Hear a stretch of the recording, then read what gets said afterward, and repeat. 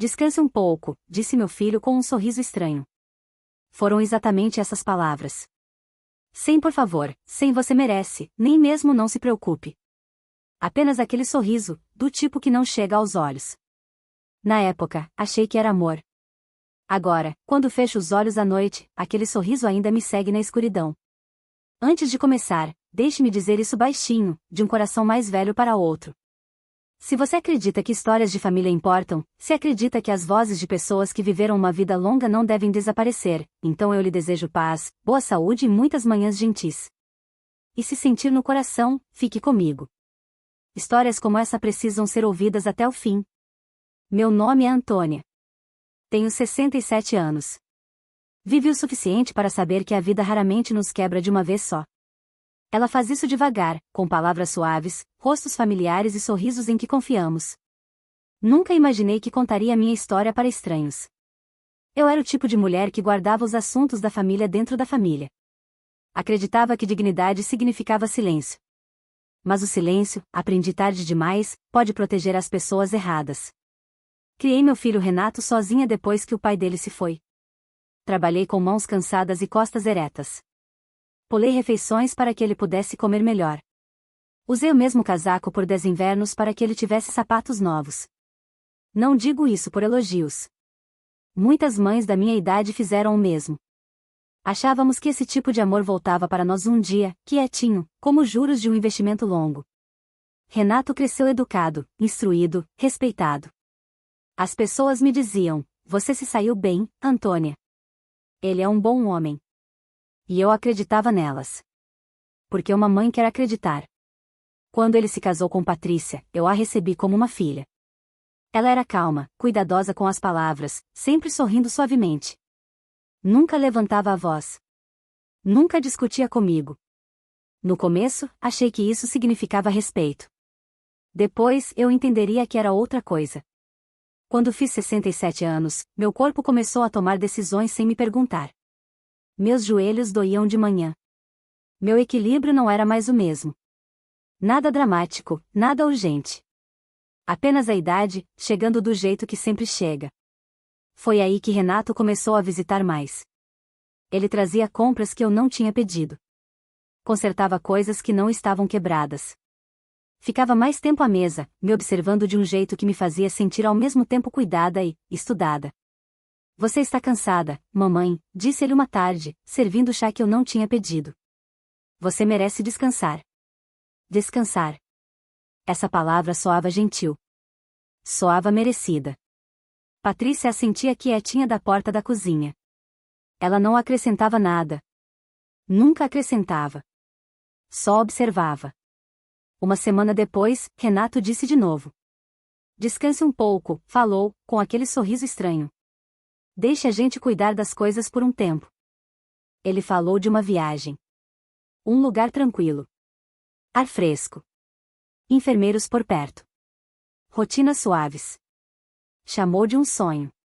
Disse que pessoas da minha idade iam para lá recuperar forças, relaxar, se sentir seguras. Você vai adorar, disse ele. E depois, mais baixo, você não vai precisar se preocupar com nada mais. Aí estava. Essa frase deveria ter me parado. Mas quando você tem 67 anos, e seu filho diz que você não precisa mais se preocupar, isso soa como misericórdia. Eu concordei. Renato arrumou tudo através de um homem chamado Fábio. Fábio falava educadamente, profissionalmente. Explicava horários, transporte, cuidados. Nunca me olhava nos olhos por muito tempo, mas eu não notei isso na época. Fui criada para confiar em pessoas que falam calmamente e carregam pastas. Na manhã em que parti, Beatriz me ajudou a arrumar a mala. Beatriz era uma mulher que conheci anos antes num centro comunitário. Ela era gentil, atenciosa, do tipo que escuta sem interromper. Me abraçou forte antes de eu ir. Aproveite o descanso, Antônia, disse ela. A voz dela tremeu só um pouquinho. Achei que era emoção. Não sabia que era preocupação. Renato me levou de carro ele mesmo. Durante a viagem, falou de trabalho, de coisas pequenas. Coisas pequenas demais. Não falou de quando eu voltaria. Em certo momento, perguntei, quanto tempo vou ficar? Ele sorriu de novo. Depende, disse. Eu me lembro claramente do prédio. Limpo. Silencioso. Cores neutras.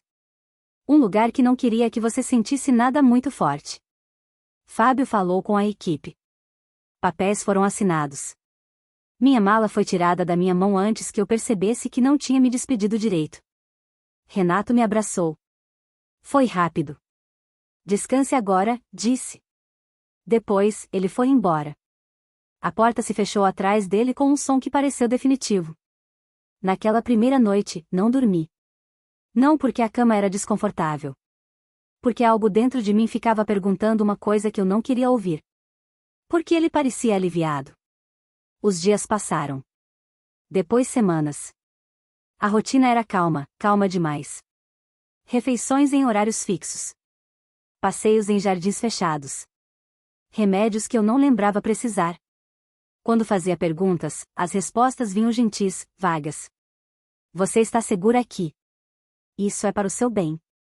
Seu filho quer o melhor para você. Tentei ligar para Renato. Às vezes ele atendia. Às vezes não. Quando atendia, as ligações eram curtas. Você já parece melhor, dizia ele. Patrícia manda amor. Nunca ouvi a voz dela. Uma tarde, Beatriz veio visitar. Visitas eram permitidas, mas raras. Quando me viu, o rosto dela mudou. Antônia, sussurrou, segurando minhas mãos, você sabe o que assinou? Eu ri na época. Uma risada pequena, cansada. Provavelmente papéis demais, disse. Você me conhece. Ela não sorriu. Foi o primeiro momento em que o medo se instalou de verdade no meu peito. Ela me contou as coisas devagar, com cuidado, como quem fala com uma criança. Sobre documentos de propriedade. Sobre procuração. Sobre assinaturas feitas na confiança. Eu me lembrei da pasta do Fábio. Da voz calma do Renato. Da Patrícia observando em silêncio. De repente, a viagem dos sonhos parecia muito distante. Naquela noite, chorei baixinho no travesseiro, para as enfermeiras não ouvirem. Não porque eu era fraca, mas porque tinha vergonha. Na minha idade, achei que sabia mais. Achei que o amor protegia a gente de ser enganada. Eu estava errada. Mas o que meu filho não entendeu, o que nenhum deles entendeu, foi que 67 anos de vida ensinam mais do que obediência. Ensinam paciência. E paciência, quando misturada com verdade, pode virar algo perigoso. Comecei a escutar com mais atenção. Comecei a lembrar detalhes. E devagar, bem devagar, comecei a planejar. Porque descansar era a última coisa na minha mente agora. E aquele sorriso que Renato me deu naquele dia. Eu prometi a mim mesma que veria ele de novo. Mas da próxima vez, eu o entenderia completamente. Você já reparou como o silêncio pode, de repente, ficar mais alto que as palavras? Foi aí que eu soube que algo estava realmente errado, quando o quieto ao meu redor começou a parecer intencional. Depois que Beatriz saiu naquela tarde, eu deixei de ser apenas uma velha cansada descansando num lugar tranquilo. Eu me tornei alerta. Vigilante. Comecei a prestar atenção no que as pessoas diziam e no que evitavam dizer. Os funcionários falavam com gentileza, mas a gentileza parecia ensaiada. Quando eu perguntava sobre sair dali, as respostas suavizavam em vez de esclarecer. Quando perguntava sobre a minha casa, desviavam a conversa para a minha saúde. Tudo era envolto em preocupação. Nada era explicado por completo. Eu já vivi o suficiente para reconhecer esse tom. É o tom que as pessoas usam quando as decisões já foram tomadas, por você. Naquela noite, repassei cada lembrança dos últimos meses. As visitas de Renato. O silêncio de Patrícia. Os papéis de Fábio. A maneira como minhas perguntas eram delicadamente afastadas, como se a própria curiosidade fosse sintoma de doença. Comecei a me perguntar algo que fez meu estômago apertar. Será que meu descanso tinha sido arranjado, ou imposto? Na manhã seguinte, pedi minha ficha. Disse que queria entender melhor meu tratamento. A enfermeira sorriu e disse que ia verificar. Nunca voltou. Outra enfermeira apareceu no lugar, trazendo remédios que eu não tinha pedido. Foi aí que o medo finalmente se instalou nos meus ossos. Não tomei os comprimidos naquela manhã. Escondi-os no guardanapo e joguei na privada depois. Não era rebeldia. Era instinto. Algo dentro de mim dizia: fique lúcida. Fique acordada. Os dias passaram, e percebi como o tempo funcionava de forma diferente ali. Havia relógios, mas eram irrelevantes. Os dias se misturavam uns aos outros. Sem visitas, sem planos, você começava a esquecer o que estava esperando. É assim que lugares como esse vencem. Beatriz voltou uma semana depois. Desta vez, ela não fingiu que estava tudo bem. Eles transferiram a casa, disse ela baixinho. Aquela em que você morou por 40 anos. Eu não falei. Só escutei. Renato tem procuração total agora, continuou ela. Controle completo. O Dr. Sérgio cuidou da papelada. O nome me atingiu como um golpe. Dr. Sérgio. Eu me lembrava vagamente dele, bem vestido, confiante, alguém que Renato um dia descreveu como muito eficiente. Eficiente. Essa palavra soava diferente agora. Beatriz apertou minha mão. Desculpe. Eu tentei perguntar antes, mas disseram que você tinha concordado com tudo. Concordado. Fechei os olhos e vi minha própria assinatura em papéis que mal li. Lembrei-me de confiar mais na voz do meu filho do que na minha própria compreensão.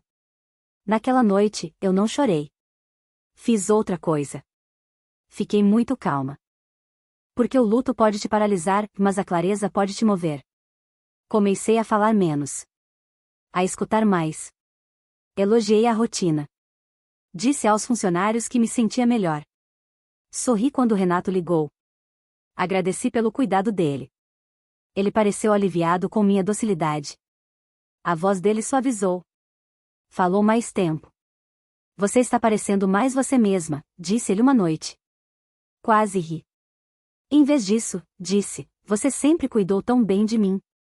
Isso o agradou. Eu ouvi. As pessoas subestimam mulheres idosas.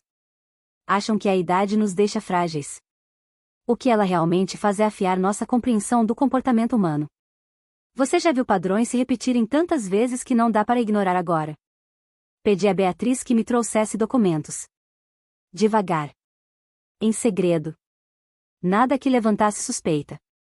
Ela hesitou, mas confiou em mim. O que vi confirmou tudo. Renato não tinha apenas arranjado meu descanso. Ele tinha rearranjado minha vida. Bens transferidos. Contas ajustadas. Decisões tomadas em meu nome, mas não por mim. O nome de Patrícia aparecia mais de uma vez. Sempre indiretamente. Sempre protegida. Fiquei pensando há quanto tempo esse plano estava se formando. Quantos jantares, quantos sorrisos, quantas xícaras de chá tinham feito parte da preparação. Essa pergunta doía mais que a própria traição. Me perguntei algo que muitos pais têm medo de perguntar. Será que ele um dia me viu como pessoa, ou só como um problema a ser resolvido? A resposta veio baixinho, mas clara. Uma tarde, perguntei aos funcionários sobre visitas jurídicas. Disseram que não era necessário. Que meu filho cuidava de tudo. Sorri e concordei. Depois, pedi a Beatriz que marcasse uma reunião com o Dr. Sérgio. No começo, ela recusou. Disse que era perigoso. Que podia piorar as coisas. As coisas já são o que são, eu disse. Agora quero entender como chegaram até aqui. O Dr. Sérgio aceitou me encontrar. Não na clínica, no escritório dele. Isso já me disse algo. No dia do encontro, me vesti com cuidado. Não com elegância. Com intenção. Queria parecer o que eu era, uma mulher idosa que sabia exatamente onde pisava. O Dr. Sérgio me cumprimentou com educação. Profissionalismo. Falou como se tudo tivesse sido feito corretamente. Como se a justiça fosse mera formalidade. A senhora assinou por vontade própria, disse ele. Eu confiei por vontade própria, respondi. Não é a mesma coisa. Ele parou. Fiz uma única pergunta. Só uma. O que acontece se eu revogar? Foi aí que a expressão dele mudou. Ele explicou o processo com cuidado. Cuidado demais. As palavras eram jurídicas, precisas. Mas por trás delas, eu ouvi outra coisa, preocupação. Porque a legalidade nem sempre protege a moralidade. E às vezes, a papelada desmorona sob o peso da verdade. Saí do escritório com informações e algo mais valioso. Tempo. Renato não sabia da reunião. Ainda não. Deixei que ele acreditasse que tudo estava resolvido. Que eu descansava em paz. Que a viagem dos sonhos tinha funcionado. Enquanto isso, eu comecei a me preparar. Escrevi cartas. Gravei declarações. Organizei provas. Em silêncio. Com método. Não por raiva, por necessidade. Beatriz me observou uma noite e disse: "Você está diferente." "Sou a mesma", respondi. Só parei de fingir. A clínica começou a parecer menor. Menos poderosa. Percebi quanto controle eles tinham apenas enquanto eu permanecesse passiva. Eu não era mais passiva. Uma noite, Renato ligou sem avisar. "Estive pensando", disse ele. "Talvez você devesse ficar aí mais um tempo. Você parece acomodada." Aí estava. A confirmação. Respondi com calma: "Claro. Você sabe o que é melhor." Ele não percebeu a mudança na minha voz. Nunca escutou com atenção suficiente. Depois da ligação, sentei perto da janela e fiquei olhando as luzes lá fora. Pensei na vida que construí. Nos sacrifícios que fiz. No amor que dei sem medir. Pensei também em consequências. A vingança costuma ser imaginada como algo barulhento. Explosivo. Dramático. Mas a mais eficaz é silenciosa e legal. Naquela noite, deitada na cama, um pensamento se repetia na minha mente, firme e claro. Se eles usaram minha confiança para tirar tudo de mim, eu usaria a confiança deles para recuperar. E quando chegasse a hora, eu não ia levantar a voz. Não ia acusar. Eu simplesmente ia mudar uma coisa. E deixar a verdade fazer o resto. Porque o momento mais doloroso para um traidor não é quando ele é confrontado. Mas quando percebe, tarde demais, que te subestimou. Se você chegou comigo até aqui, então você já sabe algo importante. A história nunca foi sobre descanso. Foi sobre controle. Depois daquela noite, tudo se moveu devagarinho, como peças de xadrez deslizando no tabuleiro. Eu não corri. Não confrontei. Deixei que o Renato acreditasse exatamente no que ele queria acreditar, que eu estava confortável, dependente, que tinha terminado de tomar decisões. Esse acreditar dele foi o maior erro. Com a ajuda da Beatriz, eu finalizei o que precisava ser feito. O Dr. Sérgio preparou os documentos com cuidado dessa vez. Não para o Renato. Para mim. Ele não pediu desculpas. Não explicou. Simplesmente fez o trabalho dele direito, uma vez que a verdade não podia mais ser ignorada. Eu revoguei a procuração. Toda ela. A lei permite muitas coisas, mas ela também protege a clareza. E a clareza, finalmente, estava do meu lado. Quando tudo estava pronto, eu pedi para sair da clínica. A equipe ficou surpresa. Confusa. Mas eles não tinham motivo, nenhum direito, de me impedir mais. O Renato chegou na manhã seguinte, sorrindo de novo. Aquele mesmo sorriso estranho. Confiante. Tranquilo. "Ouvi dizer que você está se sentindo forte o suficiente para voltar para casa", ele disse. "Sim", eu respondi baixinho. "Forte o suficiente." Ele não notou a pasta na minha bolsa. Não perguntou por que a Beatriz estava ao meu lado.